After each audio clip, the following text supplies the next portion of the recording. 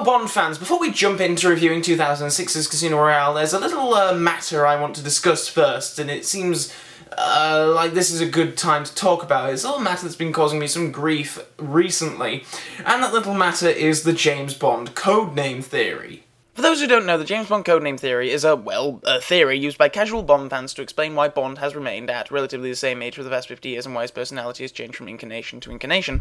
It proposes that James Bond is not actually a person, but a codename that MI6 uses and shifts around from agent to agent, much like how the 00 numbers are given to different agents after a previous agent has retired or is, well, dead. Sorry, 008.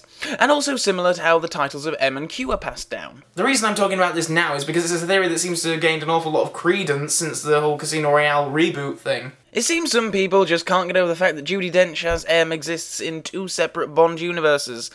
Another reason I'm talking about this here and now is because, well, it annoys me so freaking much when people call this a fan theory, because it's not. Casual fan, maybe, but actual fan, no. Why?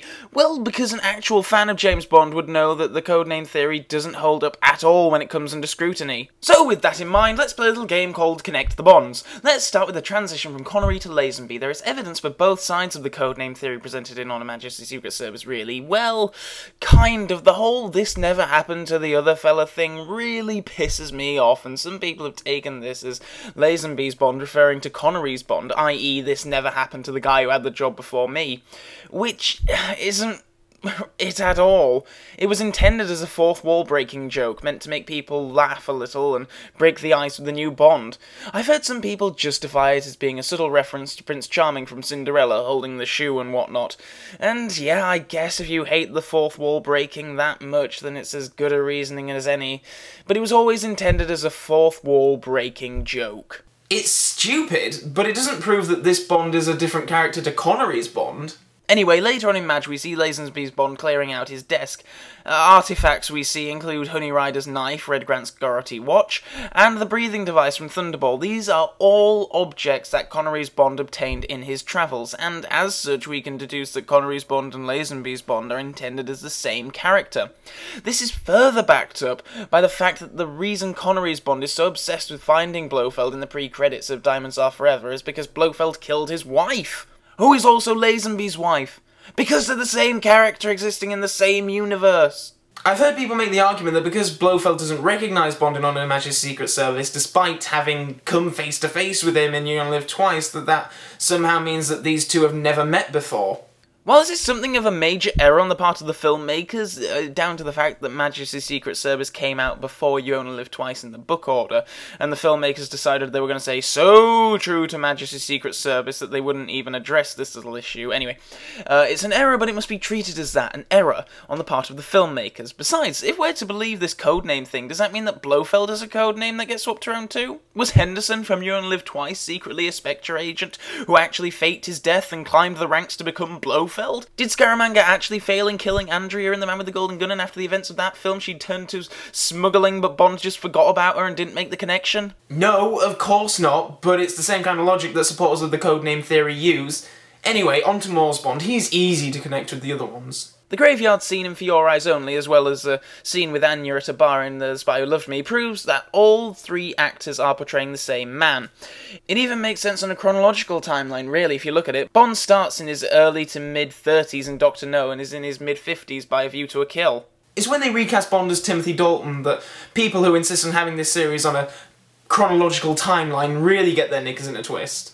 And I mean, yeah, on a chronological timeline, it doesn't make any sense. You can't go from being 50-odd years old to 30-odd years old, but wait, Dalton's Bond resigns from MI6 and Licence to Kill, yet he continues to be known as and referred to as James Bond. Surely if James Bond was just the job title, he'd have to give that back, and we'd have to refer to him as his, I don't know, Christian name or whatever. There's also a reference to a dead wife in Licence to Kill. Tracy isn't mentioned by name, but still, it's obviously intended to be her, and besides, the former point proves that Dalton's Bond, Moore's Bond, Lazenby's Bond, and Connery's Bond are all intended as the same man. As for Brosnan, well, the pre-credit sequence of GoldenEye takes place 9 years before the rest of the film. which would place it before the previous 2 Dalton films. GoldenEye also features a character from MI6 called Caroline, who is evaluating Bond to make sure he is able to return to duty, because he went rogue and resigned in License to Kill, and needed an evaluation before being let back on board. Otherwise, what, did Brosnan's Bond and Dalton's Bond alternate in the job role? Therefore, we've established that Connery's Bond, Lazenby's Bond, Moore's Bond, Dalton's Bond, and Brosnan's Bond are all the same character. They're all one guy. The events that happened to Connery's Bond in Dr. No are the memories of Brosnan's Bond in Die Another Day. Not to mention that gadget scene from Die Another Day. I mean, look, there's like a million gadgets in there from the previous films, and Brosnan's Bond is clearly familiar with them. While there are some characters in the Bond universe who do switch job roles but retain the name of their predecessor, Desmond Llewellyn's Q and John Cleese's Q, Judi Dench's M and the Bernard Lee Robert Brown M, I guess it's up for debate whether or not you consider Lee and Brown as separate characters, as it's never explicitly stated either way. Besides, plenty of different actors portray Felix Leiter. Is that a code name too? Could they not get one guy to stick with the job for more than 2 years? Oh, except for maybe David Hennison, who returned to the job, or what? I mean, does General Whittaker survive the events of the Living Daylights and go on to join the CIA under a different name? No, of course not! Does the James Bond timeline make any sense? Well, no, from a chronological standpoint, no, definitely not. But I don't think it matters. Either you accept it, or not care about it, or otherwise you're just never going to be satisfied. I mean, Lee Tamahori was going to make an attempt to clarify the whole thing, actually, in Die Another Day by having Sean Connery cameo as Pierce Brosnan's 007's predecessor. And thank the broccolis that never happened. It would have been just terrible.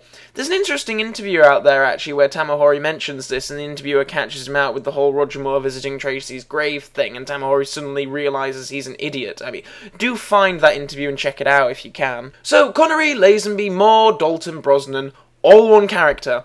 Now we get to Daniel Craig, who is a separate Bond. Not in the same timeline, though. Casino Royale is the beginning of a different Bond universe. This is a new Bond universe which has no connection with the chronology of the previous Bond universe. And don't give me any of that Casino Royale is a prequel to Dr. No bullshit, because that makes even less sense than the Codename theory. I mean, if it was a prequel, then what? Judi Dench left her position as M and came back to it later? Bond has 2 Aston Martin DB5s? 2 women he slept with have ended up suffocating in an expensive substance? No! It's just like how Batman Begins is not a prequel to Tim Burton's Batman. Casino Royale is not a prequel to Dr. No. They're just separate timelines. The slate has been wiped clean, and we're starting from the beginning of the timeline again. And I know that Martin Campbell and Michael G. Wilson have used the term prequel in regard to Casino Royale before, but it's not a prequel. They're just using that term so Johnny Multiplex No Brain doesn't get too confused by the whole thing. So there you go. The James Bond codename theory is a load of bull. I'm pretty sure there's even more evidence out there in these films that I've not picked up on. I mean, I really have only gone through, like, the main, like, glaringly obvious points, so if there is anything sort of small and obscure, leave a comment below and let us all know. Anyway, next week, Casino Royale.